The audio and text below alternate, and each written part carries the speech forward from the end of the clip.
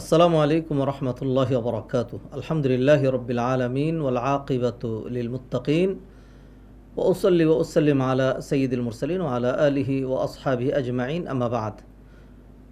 সম্মানিত দর্শক শ্রোতা ভাই ও বোনেরা, জীবনের আলো তাফসিরুল কোরআনের আজকের এই পর্বে বরাবরের ন্যায় আপনাদেরকে স্বাগতম জানাচ্ছি, মোবারকবাদ জানাচ্ছি। আশা করছি কোরআনের নূরে নূরান্বিত হবে আমাদের কল্ব, আলোকিত হবে আমাদের জীবন। সেই প্রত্যয় নিয়েই আমাদের এই ধারাবাহিক আয়োজন। যেমনটি আপনারা দেখছিলেন, আমরা আলোচনা করছিলাম সূরা ইউসুফ থেকে। ইতিপূর্বে আমরা সূরা ইউসুফের পাঁচটি আয়াতের হালকা ব্যাখ্যা তাফসির আপনাদের সামনে তুলে ধরেছি। আজকে আমরা শুরু করব সূরা ইউসুফের 6 নম্বর আয়াত থেকে। তিনটি আয়াতের অর্থ, ব্যাখ্যা, বিশ্লেষণ এবং সংক্ষিপ্ত তাফসির আপনাদের সামনে তুলে ধরতে চাই। তৌফিক কামনা করছি মহান রব্বুল আলামিনের নিকট, যিনি সবাইকে তৌফিক দিয়ে থাকেন। ওমা তৌফিকি ইল্লা বিল্লাহ।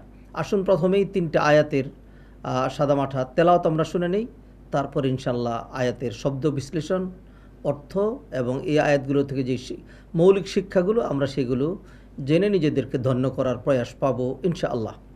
আউযু বিল্লাহি মিনাশ শাইতানির রাজীম। وكذلك يجتبيك ربك ويعلمك من تأويل الأحاديث ويتم نعمته عليك وعلى آل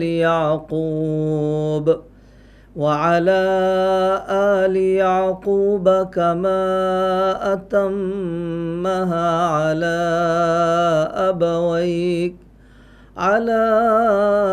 أبويك من قبل إبراهيم وإسحاق إن ربك عليم حكيم। সূরা ইউসুফের 6 নং আয়াতটি আমি আপনাদের সামনে তেলাওয়াত করেছি। প্রথমেই এই আয়াতের যে জটিল শব্দগুলো, সেই শব্দগুলোর বিশ্লেষণ করছি। আল্লাহ সুবহানাহু ওয়া তাআলা বলছেন ওয়াকাযালিক, আর এমনিভাবেই, ইয়াজতাবিকা রব্বুকা, তোমাকে চয়ন করবেন অথবা চয়ন করছেন তোমার রব। ওয়া ইউআল্লিমুকা, তিনি তোমাকে শিক্ষা দিবেন। মিন তাউইলিল আহাদিস, তাউইল এটি বাবে তাফঈলের মাসদার। এর প্রসিদ্ধ দুটো ব্যাখ্যা রয়েছে। একটি হলো তাউইল মানে তাফসির। ইমাম ইবনে জারির আত-তাবারি তিনি তার তাফসিরের সময় এটা বলেন, আল কৌলু ফি তাউইলি কৌলিহি তাআলা কাজা, মানে তাফসির। আর তাউইলের আরেকটি প্রসিদ্ধ ব্যাখ্যা হলো যে কোনো শব্দের অর্থকে, তার যেটা প্রসিদ্ধ অর্থ, সেখান থেকে যেটা অপ্রসিদ্ধ অর্থে সেই অর্থে ব্যবহার করার নাম হলো তাউইল। তো এইখানে অর্থ দাঁড়াচ্ছে ওয়া কাযালিকা ইয়াজতাবিকা রব্বুকা ওয়া ইউআল্লিমুকা মিন তাউইলিল হাদিস, তিনি তোমাকে শিক্ষা দিবেন। তাউইল তাফসির, ব্যাখ্যা। আল আহাদিস, আল আহাদিস কী জিনিস? আহাদিস এটা হাদিসুনের বহুবচন। হাদিস মানে বক্তব্য, হাদিস মানে কথা। এইখানে অধিকাংশ মুফাসসির এই হাদিসের যেই ব্যাখ্যা করেছেন সেটি হলো আর রুইয়া, স্বপ্নের ব্যাখ্যা। আল্লাহ সুবহানাহু ওয়া তাআলা তোমাকে স্বপ্নের ব্যাখ্যা শিক্ষা দিবেন, এটি। আর তা'বীরুল আহাদিসের আরেকটি অর্থ হতে পারে, সেটা হলো তা'বীরুল আহাদিস মানে তাকে নিয়ে তার ভাইয়েরা যে ঘটনা ঘটিয়েছিল, এই ঘটনার যে নিগুড় রহস্য, এইটা আল্লাহ সুবহানাহু ওয়া তাআলা তাকে জানিয়ে দিবেন, তাকে বুঝিয়ে দিবেন। বাস্তবিক অর্থে তার ভাইয়েরাও এটা দেখবে এবং তিনিও জানতে পারবেন যে ঘটনার পিছনে কী ছিল এবং সেটি কত দূর পর্যন্ত গড়িয়েছে। এরপরে হলো ওয়া ইউতিম্মু নি'মাতাহু আলাইক। আতাম্মা ইউতিম্মু, ইতমাম, পরিপূর্ণ করা। আর নি'মাতুন, নিয়ামত মানে তো আল্লাহর অনুগ্রহ, ফেইবার। ওয়া ইউতিম্মু নি'মাতাহু আলাইক, আর তিনি আপনার উপর অথবা তোমার উপর নিয়ামত পরিপূর্ণ করে দিবেন। ওয়া আলা আলি ইয়াকুব, এবং ইয়াকুবের বংশধরদের উপরে। ইয়াকুবকে ইউসুফ আলাইহিস সালামের বাবা। কামা আতাম্মাহা আলা আবাওয়াইকা, যেমন তিনি পরিপূর্ণতা দান করেছেন তোমার দুইজন পিতা ইব্রাহিম এবং ইসহাক, এই দুইজনের উপর। তোমার দুই পিতার উপর, একজন হলেন তোমার পরদাদা ইব্রাহিম, আরেকজন হলেন তোমার ডাইরেক্ট দাদা ইসহাক, এই দুইজনের উপর। ইন্না রব্বাকা আলিমুন হাকিম, নিশ্চয়ই তোমার রব আলিম, সর্বজ্ঞাতা, সব কিছু তিনি জানেন। হাকিম এবং বিজ্ঞানময়। এই হলো শব্দগুলোর অর্থ। এবার আমরা পুরোটা আয়াতের একসাথে অর্থ করতে চাই। ইয়াকুব আলাইহিস সালাতুস-সালাম তিনি তার ছেলেকে তার স্বপ্নের কথা শুনে, তার ছেলে যে স্বপ্নের কথা বলেছিল যে আমি স্বপ্নে দেখেছি আমাকে 11টি তারকা এবং চন্দ্র সূর্য সিজদা করছে, এখান থেকে বোঝা গেল ইয়াকুব আলাইহিস সালাম ইউসুফ আলাইহিস সালামের স্বপ্নের ব্যাখ্যাটা তিনি বুঝে ফেলেছেন। তিনি তো নবী, আল্লাহ সুবহানাহু ওয়া তাআলা তাকে বুঝিয়ে দিয়েছেন। ওয়া কাযালিকা ইয়াজতাবিকা রব্বুকা, এমনিভাবে যেমনিভাবে তিনি তোমাকে স্বপ্নের জন্য নির্বাচন করেছেন, 11টি তারকা আর চন্দ্র সূর্যকে সেজদা করিয়ে তোমাকে স্বপ্নে দেখিয়েছেন, এমনিভাবে তিনি তোমাকে নির্বাচন করবেন। রব্বুকা, তোমার রব তোমাকে নির্বাচন করবেন। ওয়ু আল্লিমুকা মিন তাউইলিল আহাদিস, এবং তিনি তোমাকে স্বপ্নের ব্যাখ্যাও শিক্ষা দিবেন এবং তোমার উপর তিনি তার নেয়ামতকে পরিপূর্ণ করে দিবেন, যেমনিভাবে তিনি ইয়াকুবের ওয়ালা আল ইয়াকুব এবং ইয়াকুবের বংশধরদের উপর, কামা আতাম্মাহা আলা আবাওয়াইকা, যেমন তিনি পূর্ণতা দান করেছেন তোমার দুই পিতা ইব্রাহিম এবং ইসহাকের উপর ইতিপূর্বে। নিশ্চয়ই তোমার রব সব কিছু জানেনও এবং তিনি বিজ্ঞানময়ও বটে। এই হলো আয়াতের অর্থ। সম্মানিত ভাই বোনেরা, এই আয়াত থেকে আমরা যেই বিষয়গুলো খেয়াল করছি সেটা হলো ইয়াকুব আলাইহিস সালাতুস-সালাম তার ছেলের স্বপ্নের ব্যাখ্যা দিলেন এবং ছেলেকেই বলে দিলেন যে আল্লাহ সুবহানাহু ওয়া তাআলা তোমাকে ব্যতিক্রমধর্মী স্বপ্নের জন্য যেরকম নির্বাচন করেছেন, এমনিভাবে তিনি তোমাকে তার নবুয়তের জন্য নির্বাচন করবেন, অর্থাৎ ভবিষ্যতে তোমাকে নবী বানাবেন। এবং তোমাকে আরেকটি এক্সট্রা নেয়ামত তোমাকে দেওয়া হবে। আল্লাহ সুবহানাহু ওয়া তাআলা তোমাকে স্বপ্নের একেবারে নিরঙ্কুশ ব্যাখ্যা অথবা স্বপ্নের বিশুদ্ধ ব্যাখ্যা তোমাকে শিক্ষা দিবেন। কারণ স্বপ্নের ব্যাখ্যা পড়াশোনা করে শেখা যায় না, স্বপ্নের ব্যাখ্যাটা আল্লাহ সুবহানাহু ওয়া তাআলার পক্ষ থেকে আসে। এবং তিনি আরও বলছেন যে তোমার উপর তিনি তার নেয়ামতের পরিপূর্ণতা দান করবেন। নেয়ামতের পরিপূর্ণতা কিভাবে হয়? নেয়ামতের পরিপূর্ণতা হয় আল্লাহ সুবহানাহু ওয়া তাআলা কাউকে যদি নবুয়ত দেন, এটা বিশাল বড় একটা নেয়ামত, আবার রাজত্ব দেন, এটা আরেকটি নেয়ামত। যেমনটি আমরা দেখেছি আল্লাহ সুবহানাহু ওয়া তাআলা ইউসুফ আলাইহিস সালামকে নবীও বানালেন, আবার সেই মিশরের বাদশাহ, প্রথম খাদ্যমন্ত্রী, তারপরে তাকে বাদশাহ বানালেন। এই ব্যাখ্যাগুলো ইয়াকুব আলাইহিস সালাম আগেই বুঝেছিলেন এবং তিনি আরও বললেন যে এই ধারা ইয়াকুবের বংশধরের মধ্যে টিকে থাকবে, তার অধস্তন বংশধরের মধ্যে আরও এরকম নবী আসবে, যেমন মুসা আলাইহিস সালাম এই ধারাতেই নবী হয়েছিলেন এবং এরপরে আরও এরকম হাজার হাজার নবী তাদের মধ্যে থেকে আল্লাহ সুবহানাহু ওয়া তাআলা দিয়েছিলেন। এবং তিনি বললেন যে এই ধারা আমার থেকে শুরু নয়, এটা আমার বাবা ইসহাক থেকে শুরু, বরং তার পিতা ইব্রাহিম থেকে শুরু, কামা আতাম্মাহা আলা আবাওয়াইক, যেমন আল্লাহ সুবহানাহু ওয়া তাআলা পরিপূর্ণতা দিয়েছিলেন তোমার দুই পিতা ইব্রাহিম এবং ইসহাকের উপর। এখানে আল্লাহ সুবহানাহু ওয়া তাআলা ইউসুফ আলাইহিস সালামকে তার যেই ডাইরেক্ট দাদা অর্থাৎ বাবার বাবা তাকে এবং তার বাবার যে দাদা তাকে, দুইজনকে পিতা বলেছেন। এখান থেকে একটা শিক্ষা আমরা পাচ্ছি, সেটা হলো আমরা যতই আমাদের বাংলা ভাষায় দাদা ভাই বলে থাকি, আসলে দাদা কিন্তু ভাই গ্রুপের নয়, নানা কিন্তু ভাই গ্রুপের নয়। দাদা এবং নানা এরা হলেন পিতৃ গ্রুপের। সেই জন্য আল্লাহ সুবহানাহু ওয়া তাআলা কী বললেন? আলা আবাওয়াইকা, তোমার দুইজন পিতা। ডাইরেক্ট দাদা তিনিও পিতা, আর যিনি তোমার পরদাদা তিনিও পিতা। আমরা অনেক সময় নাতিকেও কিন্তু দাদা ভাই নানা ভাই বলে থাকি, এটি আমাদের শব্দগত ভুল, এটি আমাদের সংশোধন করা লাগবে। কারণ নবী মুহাম্মদ রাসূলুল্লাহ সাল্লাল্লাহু আলাইহি ওয়াসাল্লাম তার যেই নাতি হাসান হোসেন তাদেরকে কিন্তু ইবনি বলতেন। যেমন তিনি হাদিসে বলছেন, ইন্না ইবনি হাদা সাইয়্যিদ, আমার এই ছেলে সে হলো নেতা, ওয়াসাইয়ুসলিহুল্লাহু বিহি বাইনা ফিয়াতাইনি আযীমাতাইনি মিনান নাস, এবং আল্লাহ সুবহানাহু ওয়া তাআলা তার মাধ্যমে বিশাল দুই গ্রুপের মাঝখানে ইসলাহ করবেন। তাহলে নাতিকে ছেলে বলা হয়েছে, আবার কোরআনের আয়াতে দাদাকে বাবা বলা হয়েছে। অতএব আমরা আমাদের এই পরিভাষাগুলোকে যেন আমরা শুদ্ধ করে নিই, ফলে আমরা দাদা ভাই না বলে দাদা আব্বু বলতে পারি, অথবা নানা ভাই না বলে নানা আব্বু বলতে পারি। আল্লাহ সুবহানাহু ওয়া তাআলা আমাদেরকে কথাগুলো বোঝার তৌফিক এনায়েত করেন। আয়াতের শেষে আল্লাহ সুবহানাহু ওয়া তাআলা বলেন, ইন্না রাব্বাকা হাকীমুন আলিমুন হাকীম, নিশ্চয়ই তোমার রব সব কিছু জানেন। কি জানেন? সবই জানেন। তবে এইখানে ডাইরেক্টলি ব্যাখ্যা সেটি হলো কাকে নবী বানাতে হবে, কাকে নবুয়ত দিতে হবে, কে নবুয়তের যোগ্য আর কে যোগ্য নয়, এটা আল্লাহ সুবহানাহু ওয়া তাআলা ভালো জানেন। সেই জন্য ইয়াকুব আলাইহিস সালামকে তিনি নবী বানিয়েছেন, তার বাবাকে নবী বানিয়েছেন, তার ছেলেকেও নবী বানিয়েছেন। নবী মুহাম্মদ রাসূলুল্লাহ সাল্লাল্লাহু আলাইহি ওয়াসাল্লাম একটা হাদিসের মধ্যে ইউসুফ আলাইহিস সালামের পরিচয়ের কথা এইভাবে তুলে ধরেছেন যে কারিম ইবনু কারিম ইবনু কারিম, নবী ইবনু নবী ইবনু নবী, নবীর ঘরের ঘরের নবী অথবা সম্মানীর ঘরের ঘরের সম্মানী। দেখুন ইয়াকুব আলাইসাল্লাম, ইয়াকুব আলাইসাল্লামের বাবাও নবী, তিনি নিজেও নবী, তার ছেলেও নবী। ইসাক আলাইসাল্লামের সেম কন্ডিশন।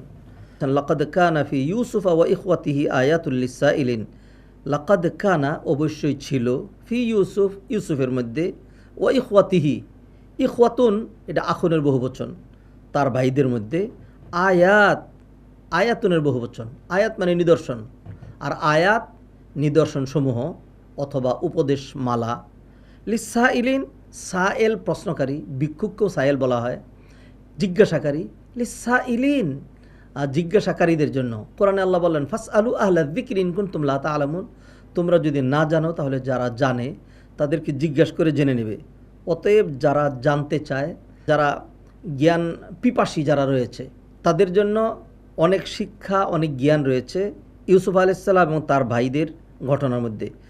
আয়াতের পুরো আয়াতের অর্থ দাঁড়ালো লাকাদ কানা ফি ইউসুফ ওয়া ইখওয়াতিহি, অবশ্যই রয়েছে ইউসুফ এবং তার ভাইদের মধ্যে, অর্থাৎ তাদের ঘটনার মধ্যে অনেক উপদেশ এবং শিক্ষা, যারা প্রশ্নকারী, যারা শিখতে চায়, যারা জানতে চায় তাদের জন্য। ইদ ক্বালু, যখন তারা বলল, লা ইউসুফু ওয়া আখুহু, অবশ্যই ইউসুফ এবং তার ভাই, আহাব্বু ইলা আবিনা মিন্না, যে ইউসুফ এবং তার ভাই যে বিনিয়ামিন, এই দুইজন আমাদের বাবার নিকট অধিক প্রিয়, মিন্না আমাদের চেয়ে, ওয়ানাহনু ওসবাতুন, অথচ আমরা হলাম একটা দল, আমরা হলাম একটা জামাত। ওসবাতুন ছোট্ট জামাতকে বলা হয়, কেউ কেউ বলেছেন 3 থেকে 10 পর্যন্ত, কেউ বলেছেন 5-এর অধিক হলে, কেউ বলেছেন না 10-এর অধিক হলে ওসবাতুন বলা হয়, মানে ছোট্ট জামাত। ইন্না আবানা লাফি দলালিম মুবিন, নিশ্চয়ই আমাদের বাবা লাফি রয়েছেন দলালিম মুবিন, দলাল ভ্রষ্টতা, আর মুবিন মানে স্পষ্ট। অবশ্যই আমরা দেখতে পাচ্ছি আমাদের বাবা স্পষ্ট ভ্রষ্টতার মধ্যে রয়েছেন। তাহলে এই 8 নং আয়াতের অর্থ দাঁড়ালো, যখন তারা বলল, মানে ইয়াকুব আলাইহিস সালামের অন্য ছেলেরা বলল, লা ইউসুফ ওয়া আখুহু আহাব্বু ইলা আবিনা মিন্না, ইউসুফ এবং তার ভাই বিনিয়ামিন আমাদের বাবার নিকট আমাদের চেয়ে অনেক বেশি প্রিয়, অথচ আমরা হলাম একটা দল। নিশ্চয়ই এমত অবস্থায় আমাদের বাবা স্পষ্ট ভ্রষ্টতার মধ্যে রয়েছে। এই হলো দর্শক শ্রোতা ভাই বোনেরা সূরা ইউসুফের 6, 7 এবং 8 নং আয়াতের অর্থ এবং হালকা বিশ্লেষণ। আমরা এই আয়াতগুলো থেকে বেশ কয়েকটি শিক্ষা আপনাদের সামনে তুলে ধরতে চাই। 1 নম্বর, ইয়াকুব আলাইহিস সালাম তিনি ইউসুফ আলাইহিস সালামকে সবচেয়ে বেশি ভালোবাসতেন। আচ্ছা, 2 নম্বর যে শিক্ষাটা সেটি হলো যে ইউসুফ আলাইহিস সালাম যেই স্বপ্নটা বলেছিলেন, সেই স্বপ্নের ব্যাখ্যায় ইয়াকুব আলাইহিস সালাম এই কথাগুলো বলেছিলেন, ওয়াকাযালিকা ইয়াজতাবিকা রব্বুক, আমার মনে হচ্ছে আল্লাহ যেইভাবে তোমাকে অভিনব স্বপ্ন দেখিয়েছেন এমনিভাবে তিনি তোমাকে নবী বানাবেন। তো এর থেকে আমরা যেটা বললাম সেটা হলো যে ইউসুফ আলাইহিস সালাম তিনি তো স্বপ্নের নিরঙ্কুশ ব্যাখ্যা জানতেন, এবং এই আয়াতে বলা হয়েছে আল্লাহ তাকে স্বপ্নের নির্ভুল ব্যাখ্যা শিক্ষা দিবেন। তো এই আয়াতের আরেকটি ব্যাখ্যা হলো যে আল্লাহ সুবহানাহু ওয়া তাআলা সেম ব্যাখ্যা কিন্তু ইয়াকুব আলাইহিস সালামকে শিক্ষা দিয়েছিলেন, তিনি যা ভবিষ্যৎবাণী করেছিলেন তাই কিন্তু হয়েছিল।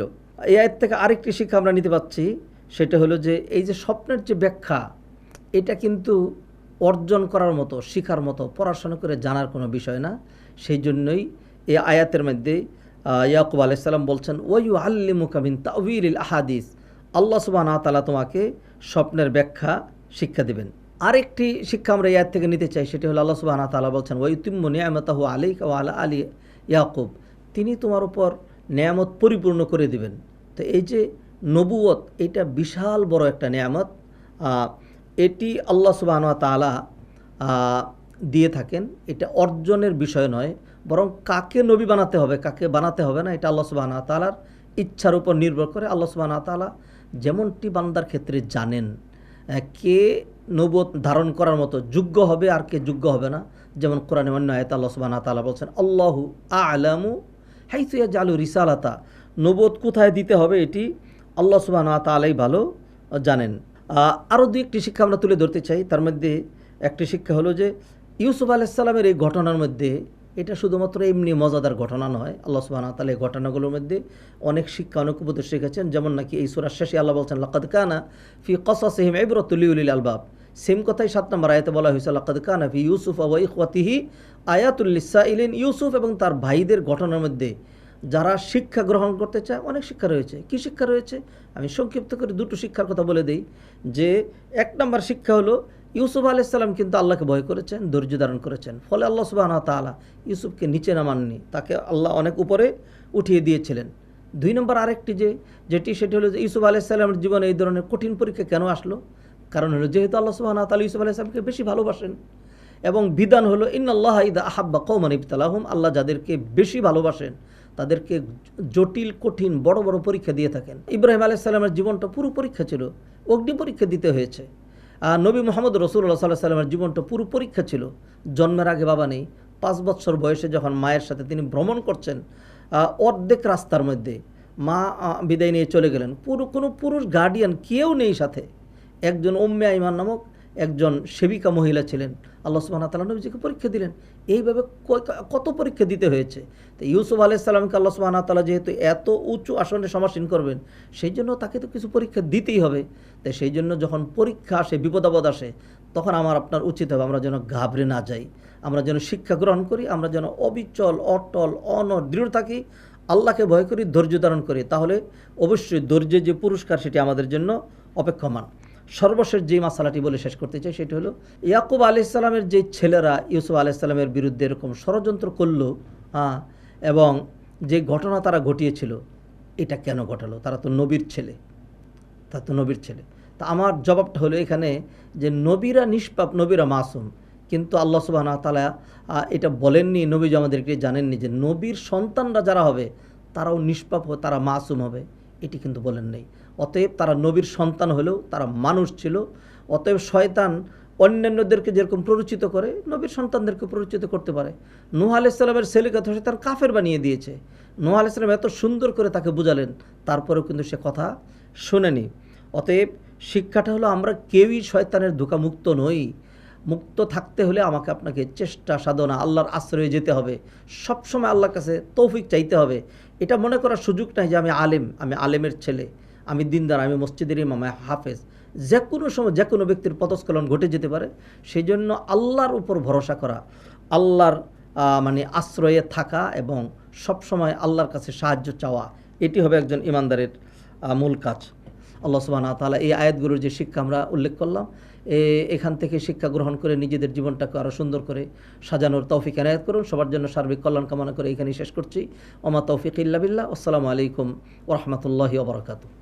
ذلك الكتاب لا ريب فيه هدى للمتقين